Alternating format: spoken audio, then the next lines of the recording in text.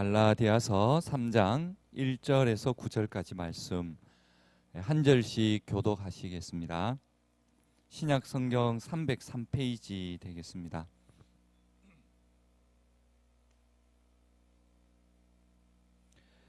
갈라디아서 3장 1절입니다.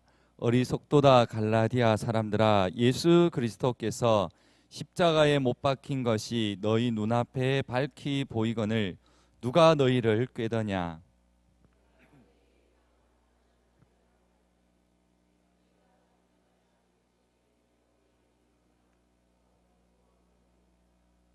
너희가 이같이 어리석으냐. 성령으로 시작하였다가 이제는 육체로 마치겠느냐.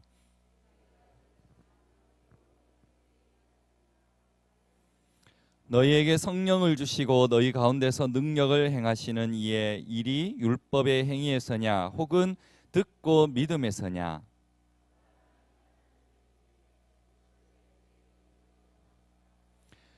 그런즉 믿음으로 말미암은 자들은 아브라함의 자손인 줄 알지어다.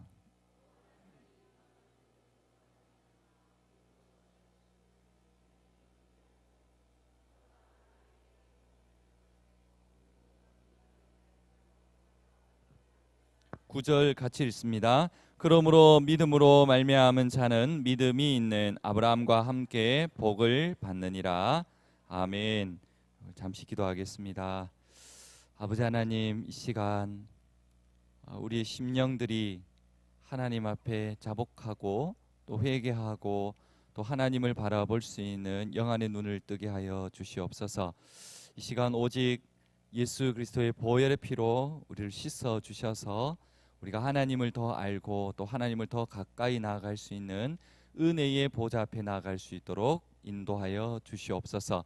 이 시간 말씀을 듣겠사오니 그 말씀에 우리의 심령이 다시금 결단하고 하나님께 더 나아갈 수 있는 귀한 시간 되게 역사하여 주시옵소서.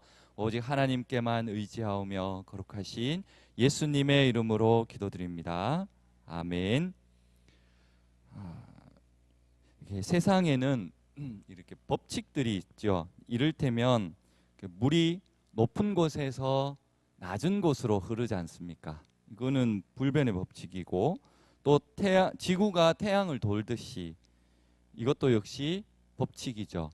그리고 봄이 지나가면 여름이 오고, 또 이렇게 가을이 지나가면 반드시 또 겨울이 온다는 이런 계절의 법칙도 있습니다. 이러한 법칙들은 절대로 불변하지 않는 진리의 법칙들입니다.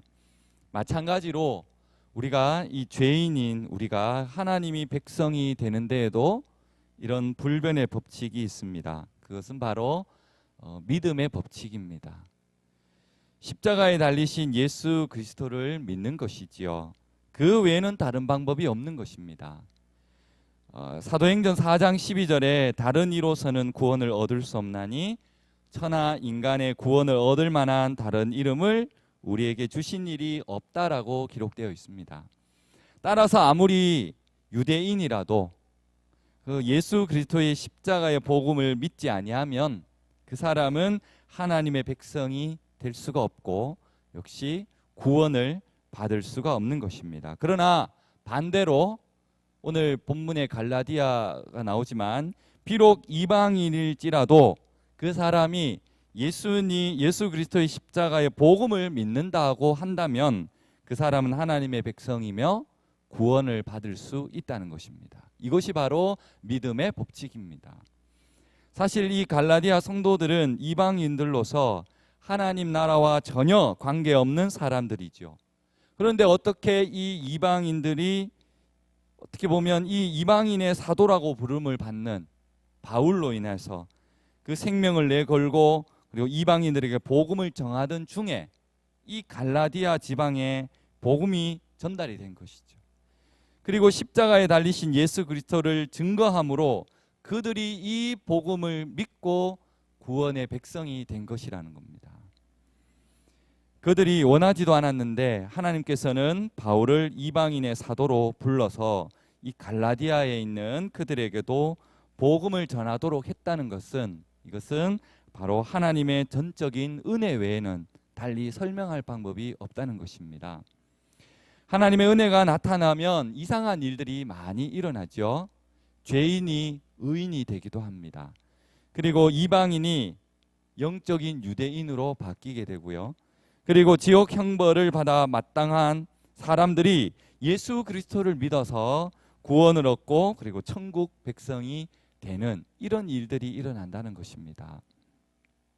우리도 전에는 이방인이었고 그리고 외인이었고 하나님과는 아무런 관계없이 그렇게 살아가는 사람이었지만 하나님의 은혜로 우리는 구원을 받았고 이제는 하나님 나라의 백성이 되어서 하나님께 가까이 나아가는 그런 하나님의 백성이 되었습니다.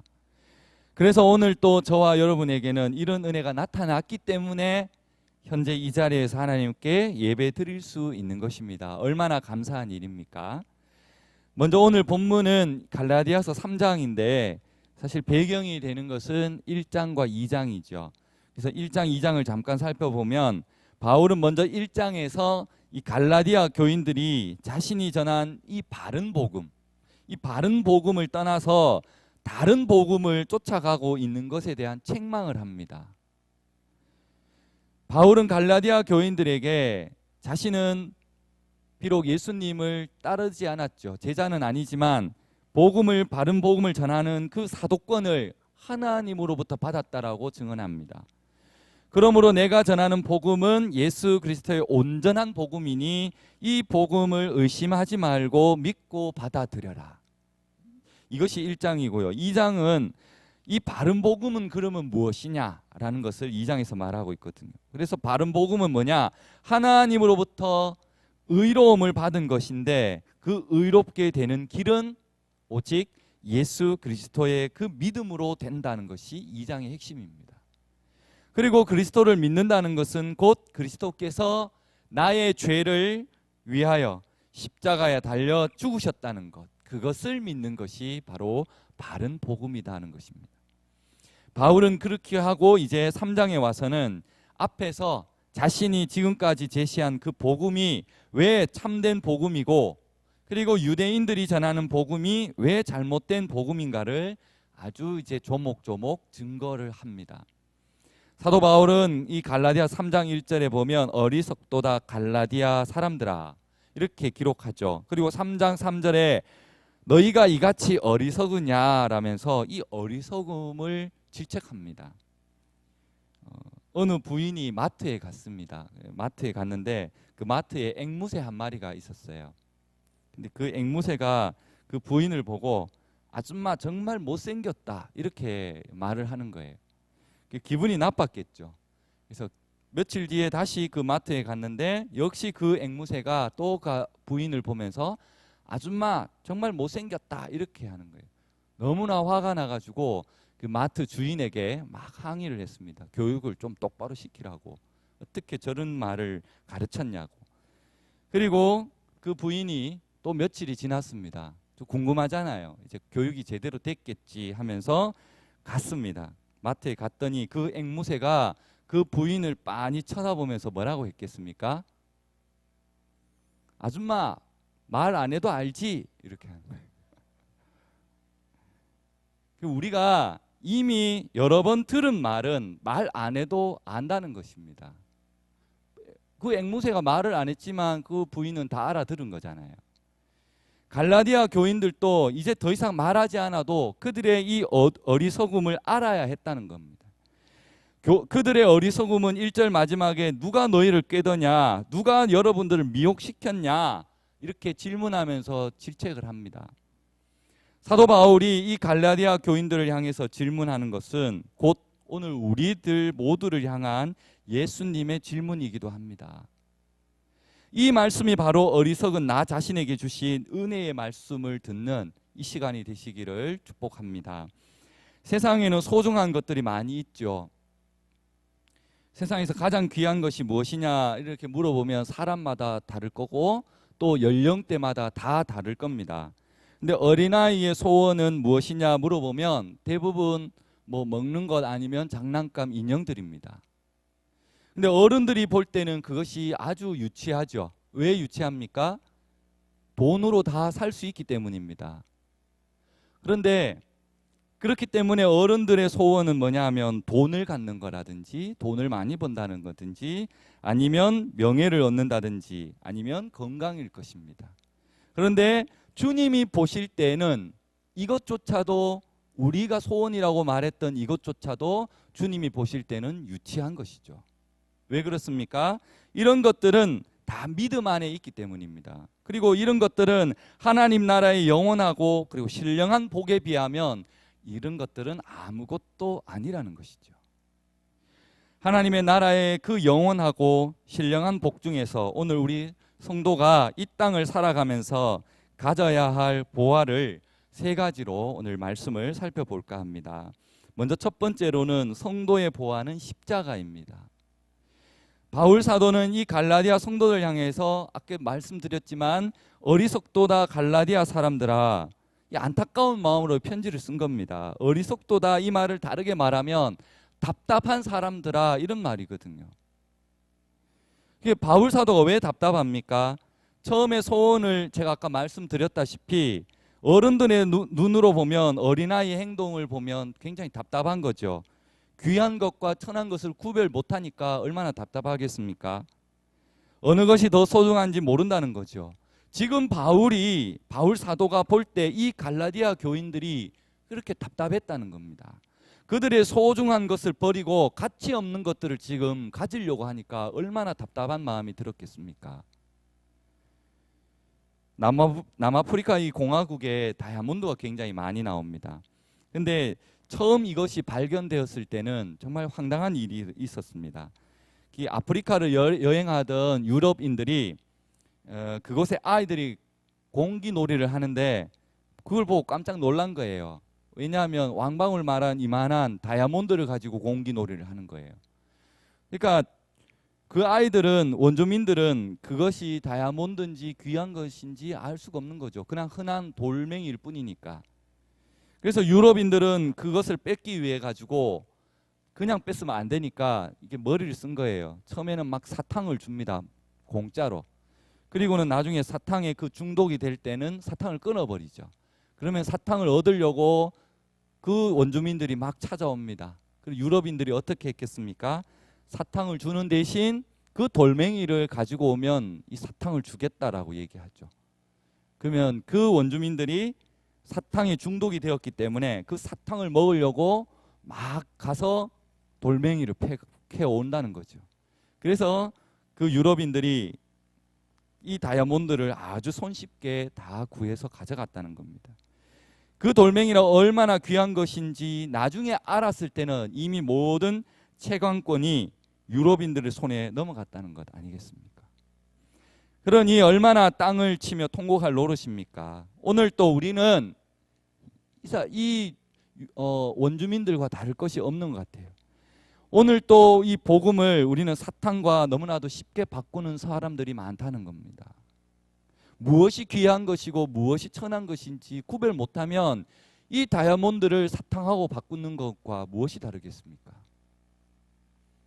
세상에서 가장 귀한 것은 복음인 줄 믿습니다. 귀하고 보배롭다는 사실이 우리에게 어떻게 입증이 될까요? 그것은 바로 예수 그리스도께서 우리를 위해서 그 지신 십자가로 입증이 된다는 것입니다. 오늘 1절에 어리석도다 갈라디아 사람들아 하고는 이 뒤에 예수 그리스도께서 십자가에 못 박힌 것이 너희 눈앞에 밝히 보이거늘 이렇게 말씀하시죠. 지금 그들 앞에 예수님의 십자가를 보고 있다는 뜻이 아니라 그들이 알고 있었다는 것입니다. 밝히 보인다는 것은 예수님의 그 십자가의 사건이 뭘 의미하는지 그 의미를 그들이 분명히 알고 있다는 말입니다. 예수님이 왜 죽으셨습니까? 하나님의 아들이 십자가에 죽으신 것은 그분의 죄가 있어서가 아니라 우리의 죄를 대신해서 죽은 죽음이었고, 그리고 우리는 그분이 나 대신 죽으신 것을 믿기만 하면 내가 죄 용서받고 하나님의 자녀가 된다는 것, 이걸 분명히 알고 있느냐라는 것을 묻는 겁니다. 여러분 또 이걸 알고 있지 않습니까? 저도 이것을 알고 있습니다. 중요한 것은 그 십자가가 저와 여러분 앞에 명백하게 보이고 있느냐라는 것을 묻고 있는 겁니다.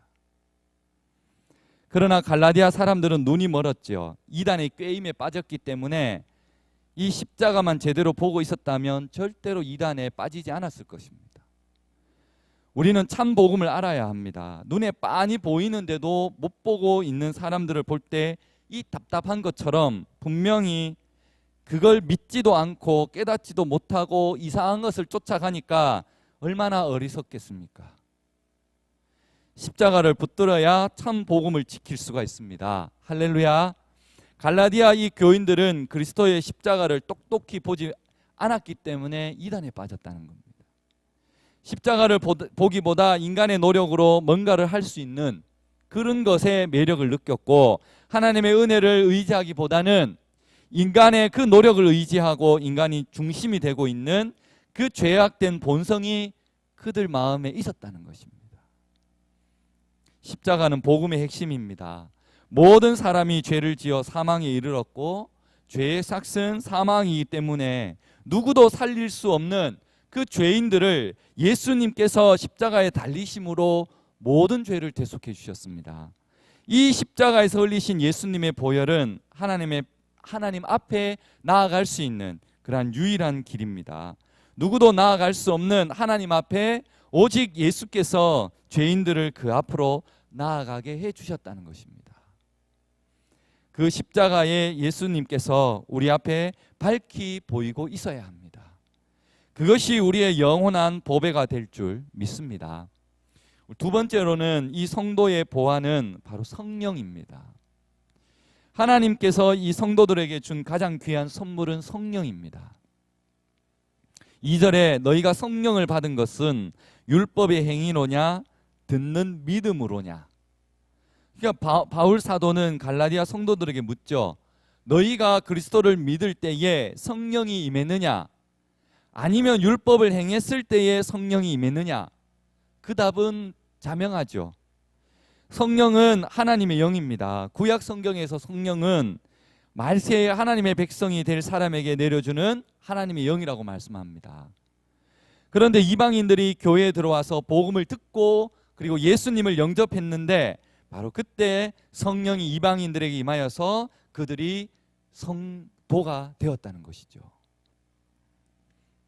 이방인들이 율법을 지켰습니까? 아니면 이방인들이 할례를 행했습니까? 아니면 이방인들이 음식법을 지켰습니까? 안식일을 지켰습니까? 하나도 지키지 못했습니다. 그럼에도 불구하고 그들은 성령을 받았습니다. 무엇으로요? 오직 예수 그리스도를 믿는 그 믿음으로 받았다는 것입니다. 갈라디아 성도들은 이렇게 이미 성령님의 은사를 경험했습니다. 그 일이 과연 인간의 노력으로 애써서 된 것인지 아니면 믿음으로 말미암아 하나님의 은혜로 된 것인지 생각해 보라는 겁니다. 우리도 마찬가지 아닙니까? 우리가 성령을 받은 것이 무엇을 행하여서가 아니라 복음을 들었기 때문이고, 예수님이 우리를 위하여 주신 그 구원의 사건을 우리는 말씀을 통해서 그것을 믿기 때문입니다. 지금 우리가 이 자리에 앉아 있어서 예배하고 찬양하고 그리고 기도하고, 그것은 믿음으로 오신 바로 성령님의 인도하심이 있기 때문입니다. 바울은 다시 3절에서 다시 한번 갈라디아 교인들에게 호통을 칩니다. 성령과 함께 시작을 해놓고서는 이제 와서는 인간의 행위로서 구원을 이루려고 하고 있느냐. 성령으로 시작했으면 성령으로 마쳐야지. 이렇게 호통을 치는 겁니다. 갈라디아 교인들은 믿음으로 성령을 받고 성령에 전적으로 의존하면서 그리스도인의 그 삶을 시작했는데, 그렇게 신앙을 잘 시작했으면 끝까진 가야지 왜 신앙의 마무리도 믿음으로 잘 하지 못하고 가다가 중도에 육체로 마치면 되겠느냐라고 그렇게 호통을 치는 겁니다. 육체로 마친다는 것은 신앙생활이나 아니면 교회 생활을 점차 성령으로나 은혜로 하는 것이 아니라 그것이 때로는 법으로 아니면 행함으로 아니면 사람의 생각이나 아니면 위에서부터 내려온 전통으로 한다는 얘기입니다. 예수님을 처음 믿을 때는 은혜를 받아서 우리는 모든 것을 열심히 그리고 헌신해서 합니다. 그러나 성령을 받아 그 믿음으로 시작했다가 점점 오래되면 교회 생활을 하다 보면 은혜가 떨어지고 그리고 성령은 점점 사라지고 교회 전통과 인간의 행위만이 남아있는 것을 많이 보게 됩니다. 성령으로 시작했다가 육체로 마칠 수는 없는 것입니다. 우리는 눈을 들어서 성령님의 능력을 우리는 바라보아야 합니다. 그것을 붙잡고 끝까지 달려가야 한다는 것입니다. 로마서 8장 9절에 만일 너희 속에 하나님의 영이 거하시면 너희가 육신에 있지 아니하고 영에 있나니 누구든지 그리스도의 영이 없으면 그리스도의 사람이 아니라. 교회는 성령 공동체입니다. 그리고 성령 공동체의 중심은 바로 성령님이십니다. 그 성령님께서 오늘 우리 구원과 그리고 우리의 삶에 하나하나 개입하고 계신다는 것입니다. 누구든지 성령으로 말미암지 않고서는 예수를 주라 고백할 수 없는 것입니다. 성도가 신앙을 고백하는 것부터 그리고 믿음에 이르고 거듭나고 그리고 부활에 이르기까지 한순간도 성령의 역사가 없는 것이 없습니다. 바울은 너희가 성령으로 시작했으니 육체로 마치겠느냐라고 묻고 있는 것입니다. 오늘 이것이 우리에게 향한 물음일 수도 있습니다.